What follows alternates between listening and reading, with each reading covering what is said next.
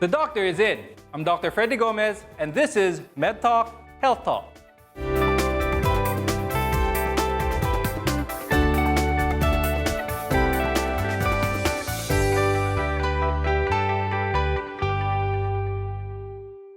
It's the rainy season once again, and it's a time when many of us are vulnerable to different types of infections and illnesses. But what can we do to keep our immune system strong so we can fight those health threats?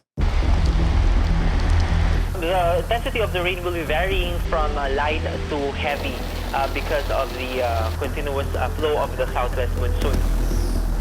The health department is warning the public against diseases that are active during the rainy days. Some of these are seasonal, but they can also be deadly when neglected. Aside from these diseases, influenza or the flu is another threat. And while the data shows a decline in influenza-like cases in the country from 2017 to 2018, this contagious disease is common during the rainy and cold weather. We can prevent this or at least minimize the risks. And we need to strengthen our body's primary defense, the immune system. But where do we start? And what are the steps to keep a strong immune system?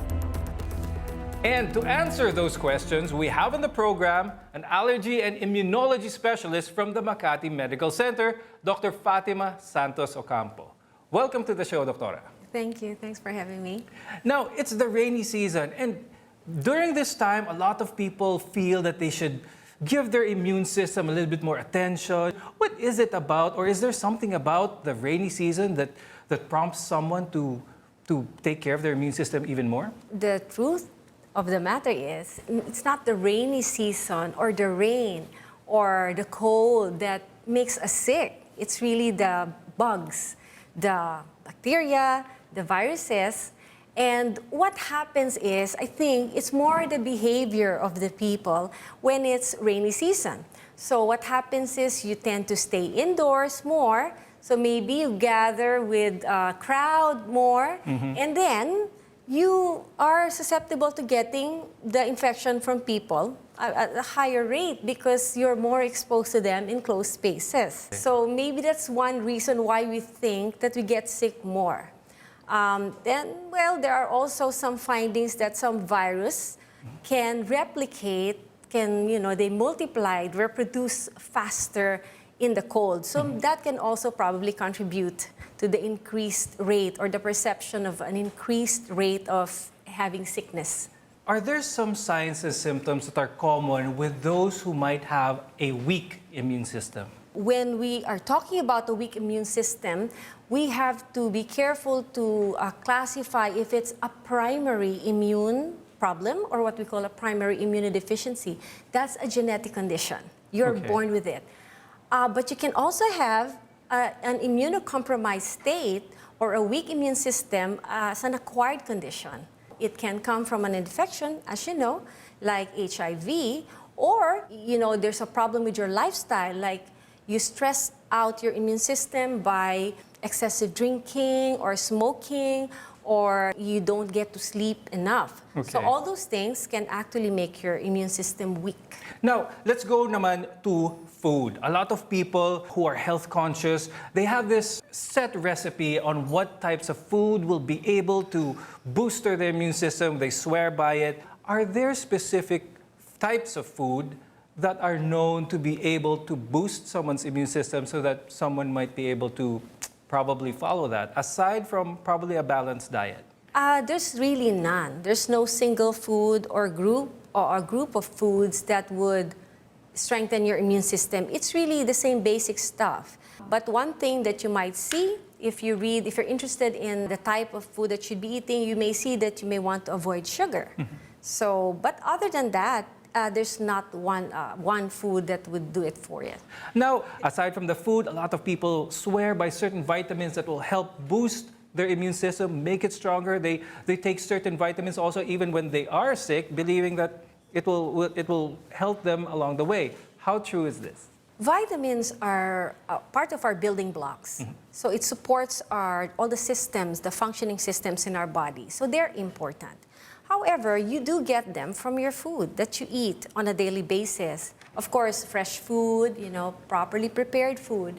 So if you are eating properly, adequately, then there's really no need for additional stuff. However, as we know in this busy lifestyle, busy world of ours, some people may miss their meals. I think the supplements, the vitamins included in that would be good for those kinds of people to support because they simply don't eat right. I'll go specific with a certain vitamin because a lot of people are requiring, it's vitamin C. So what is the average? Some people double dose on vitamin C thinking it'll help them. Pag may sipon na sila, they'll take double, sometimes triple the amounts of vitamin C. Do you advise this? If you look into the literature, I'm afraid it doesn't really have a good basis for that. Just take the recommended daily allowance, I think, just to, like I said, to take care of those times that you don't really eat properly, maybe for that day. But like mega doses, 1,000 milligrams is Right. not really necessary. Okay. Now, what are some concrete ways that people can do naturally that will do their body good when it comes to the immune system? Don't forget, exercise is very important. You have to go out of there, have sun, Right. extra vitamin D. And it goes back to the basic healthy lifestyle, sleep at the right time, have a balanced diet, and have a happy attitude, actually. Because I do believe there's something about mind over matter. Do you have a message for our viewers out there on certain tips or probably something to say about how to have a strong immune system? Be conscious of your lifestyle, how you treat your body. I know we're all busy, but remember we have to take care of our bodies so we can work and live in the way that we want. So follow what your grandma says about eating right, sleeping right, exercise. And I think that's all there is. Okay, with that, I'd like to thank you, Dr. Fatima Santos Ocampo, for sharing your knowledge and dispelling a lot of common myths that people may have with regard to the immune system.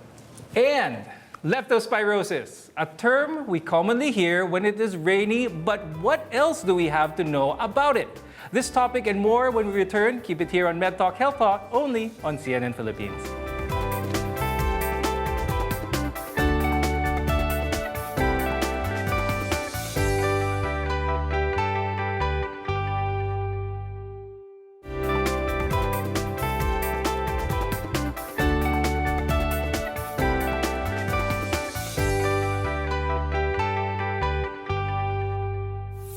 Leptospirosis is a deadly infectious disease that comes from animal urine, especially from rats. According to the health department, cases of leptospirosis are 41% higher from the same period last year. What's even more alarming is the death of almost 100 patients due to the said disease. As heavy rains continue to pour, threats of getting leptospirosis is high, especially in areas with poor sanitation, as carriers of this disease reside in such places. How does proper waste management and good sanitation play in minimizing contact with this kind of disease? And to discuss more about this disease, we have on the program Dr. Carmencio Villavicencio, who is an infectious disease specialist at St. Luke's Medical Center at the Global City. Welcome again to the show, Doctora. Thank you, Doc Freddie. How dangerous is leptospirosis? Well, if untreated, it can actually cause death. Leptospirosis is actually what we call a zoonotic infection. It mainly infects animals like cattle, swine, and rodents. For our setting in the Philippines, the main reservoir would actually be rodents, like rats. And we have a lot of it during the rainy season because when the rats urinate, they actually can release the leptospires. And when there's flood, that is contaminated water already. That's part of my next question, actually, Doctora. Is leptospirosis only present when there are floods? You can actually get leptospirosis even when there's no flood. What is the important thing here is to note is the exposure to rat urine, which can carry leptospirosis. Okay. Now, I guess the next important question would be, what would be the symptoms of someone who is infected with leptospirosis? Well, it could present like ordinary flu-like symptoms, like body aches and pains, fever, cough, abdominal pain, nausea, vomiting, diarrhea. But what is important to note for leptospirosis is that the eyes can get red, what we call conjunctival suffusion. Okay. So it looks like the patient has sore eyes, but there's no discharge, eye discharge. Now, what I want the people to know is if they have someone at their home, their loved one, who they suspect to have leptospirosis, what should be the first thing they should do? Okay. One is if you're exposed to flood waters, you should immediately take a bath, wash that area that was exposed. If you know that you have cuts or wounds and you have, and there's a probability, there's no choice but to actually wade in flood water, then make sure that it is well covered or wear boots. Okay. And if you suspect that you might have an infection, please go right away to your doctor because there's a medication that we can give, doxycycline, to actually decrease the risk of having an infection. Now, is there a time frame, Doctora, from the time they are exposed to flood waters and to the time that they experience those symptoms, like what you said, those flu-like symptoms? What's the time frame? Okay. The usual incubation period would be from 2 to 21 days, but most patients would actually feel ill from 5 to 14 days. We want to get the patients right away because studies show that greater than 2 days of having the infection can actually lead to a severe leptospirosis if it's not treated properly. Okay. Now, Doctora, how important do you think sanitation is in trying to control the incidence of leptospirosis?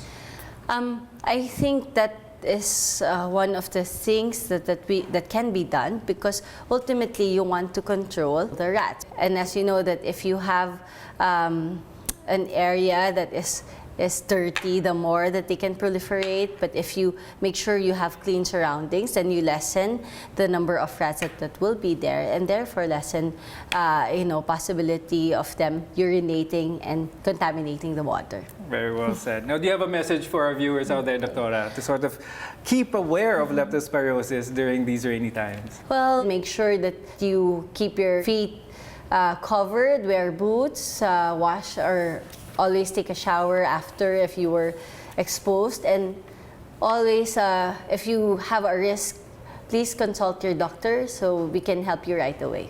Okay, and with that, we'd like to thank you again, Dr. Carmencio Villavicencio, for joining us again and sharing your knowledge and expertise, and this time when it comes to leptospirosis. Thank you, Freddie. Now, when poor sanitation has been a recurring concern among Filipinos, why do we need to have a proper mindset regarding this matter?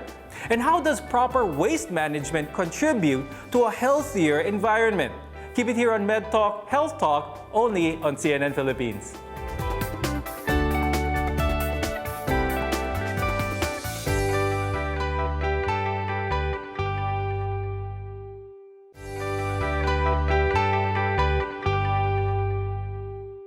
Welcome back to Medtalk, Health Talk. A while ago, we discussed the risks of having leptospirosis that is common nowadays due to flood. This time, let's talk about how sanitation plays a role in having long-term solutions to prevent diseases. And to talk more about this, we have on the program Mr. Froilan Grate. He's the president of the Mother Earth Foundation. Welcome to the show, Mr. Froilan. Thank you, Doc. Now, could you tell us how important is sanitation? It is very important. What we do now, our practices today, might have an impact maybe in the immediate future or long term. So it's very important. Okay, now, recently we've seen so much floods and it's getting worse every year. What do you think is the main problem? One, our climate is really changing, and how we manage our waste really has an impact. And it aggravates our flooding problem. For example, every time we burn our waste, it aggravates our climate problem. Second, every time we improperly dispose of waste, it clogs our canals, and this leads to flooding, not only in terms of the incidence, but also in terms of how long the flooding stays in a particular community. So it's people who are causing most of these problems. I wouldn't say most, but I would say we are aggravating the problem. We are contributing to it. Okay. Now, how does waste management, how does this play a significant role in sort of the overall maintenance of a healthy environment? Okay, everything that we do, the way we manage our waste has an impact. Okay. As I've said, every time you burn our, even garden waste, for example, every Right. time you burn it, we aggravate climate change, which then impacts the frequency and the strength of the storms, for example. And if we improperly throw our mixed waste, including plastic bags, from our experience, we've seen that these lengthens Okay. the incidence of flooding in some of communities. And for those communities that have properly managed their waste, they not only have reduced the number of days where they're flooded, but also the other impacts. Like in San Fernando, for example, we've seen one community, after implementing a zero waste program, they reduced the flooding and the incidence of dengue in their barangay. Okay. Now, we hear about this MRF, or a Materials Recovery Facility. What exactly is this? Yes, we have a national law, Republic Act 9003, which mandates that every barangay has to have a materials recovery facility. This is where we bring our segregated waste for processing. Okay. This is where we compost our organics so that we don't have to burn them, so that we don't release carbon dioxide into the atmosphere. This is where we store our recyclables for selling to junk shops later. Okay. And this is where we store our residuals, plastic bags, for example, and other things that cannot be composted and recycled. This is where we store them so that the city could then send their trucks to pick it up so that it doesn't end up in our environment. So are these MRF facilities pretty much present since it's been around, since the Republic Act has been around since 2000? Are these present in pretty much all the cities nationwide? Sadly, no. From our studies, about 10% of all the barangays in the Philippines have their own MRFs. That's a pretty low number. Yeah. But in several cities that have really implemented a zero waste program, an MRF is common and an integral part of how they're able to reduce the waste and the impacts in the environment with flooding, with all these diseases, for example. Okay, well, that's unfortunate to hear, no? But speaking of plastic bags, I see a lot of plastic bags being labeled as oxo-biodegradable. Now, is this actually a good thing, or what exactly is this? It is actually false advertising, for number one. And number two, it could even be worse for the environment and for our health. How does this become worse for the environment? With a traditional plastic bag, when you throw it or dispose of it in the environment, you see it. Right. And in our cleanups, you could pick it up. With oxo-degradable bags, what happens is that they added chemicals so that after being exposed to sunlight or to water, for example, these plastic bags break down into smaller pieces.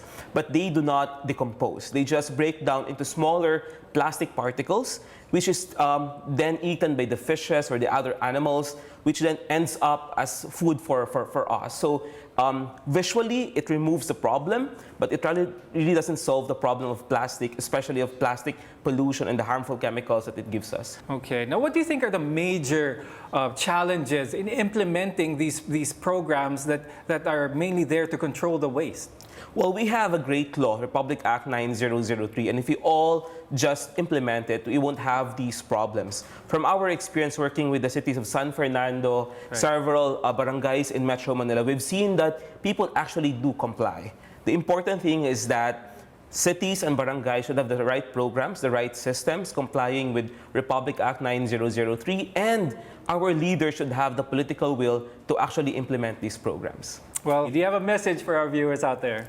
Yes, everything that we do has an impact with our health, with the environment, and in the planet in general. So everything that you do, start at home. Compost, segregate your waste, recycle as much as you can.